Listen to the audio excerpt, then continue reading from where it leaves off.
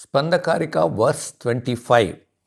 Beyond deep sleep, awake in the great space of consciousness. Tada tasmin Mahavyomni pralina shashibhaskare saushupta padavan moodaha prabuddhaha syada navrutaha. Let us listen carefully.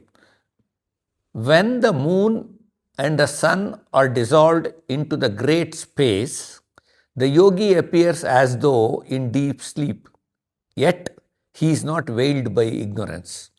When the moon and the sun are dissolved into the great space, the yogi appears as though in deep sleep, yet he is not veiled by ignorance. This verse continues the journey of the previous two verses. Verse 23 taught us surrender. Verse 24 described gathering of our scattered energies into the central current of awareness. Now, verse 25 reveals the fruit of that inward journey. The verse introduces a beautiful expression. Mahavyoman, the great space. This is not the vastness of the outer sky. It is the infinite expanse of the consciousness, the boundless awareness in which all experiences arise and disappear. It has no boundary. It has no center, no circumference. It is the very nature of our self. The verse then says that the sun and the moon dissolve into this great space.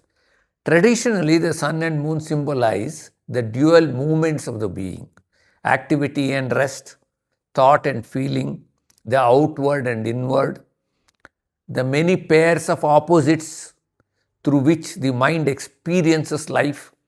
In the previous verse, these movements began to gather into the center path. Now they dissolve completely into the limitless sky of awareness. Duality loses its hold. At this point, something extraordinary happens. From the outside, the yogi appears to be completely still.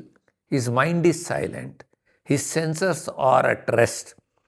To an observer, he may appear like a person in deep sleep.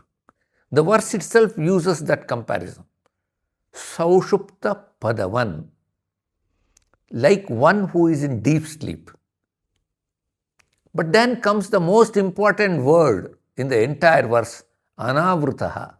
Not covered, not veiled, not obscured. This single word transforms the whole meaning. An ordinary person in deep sleep is free from mental activity, but awareness is veiled. There is peace, yet there is no conscious recognition of that peace. When one wakes up, one says, I slept well. The experience is remembered only afterwards. The awakened yogi enters a silence that outwardly resembles deep sleep. But inwardly, everything is different. Awareness remains fully awake, nothing is forgotten, nothing is veiled. There is silence without unconsciousness, stillness without ignorance, rest without loss of awareness. This is what the sage is calling living awareness. Not the absence of experience, not the suppression of the mind, but consciousness resting in itself, fully luminous. This distinction is of immense importance. Many seekers mistake blankness for realization. Many assume that if thoughts disappear, enlightenment has been attained. The Spanda Karika gently corrects that misunderstanding. The absence of thought is not enough. The light of awareness must remain present. Silence alone is not liberation. Luminous silence is liberation.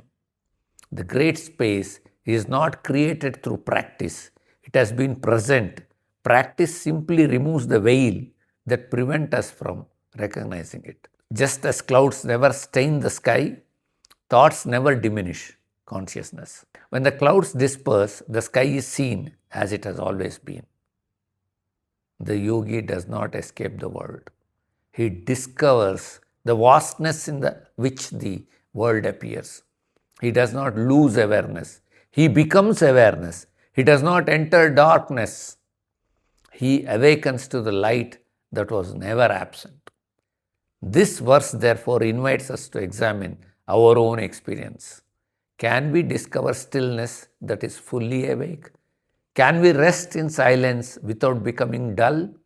Can we recognize the great space that is present before every thought and after every thought and during every thought? When the recognition becomes natural, the mind finds its true home. The sun and the moon return to their source. Duality dissolves into unity. The seeker rests in Mahavyoman, the infinite sky of consciousness. Awake, luminous, and forever free. Om.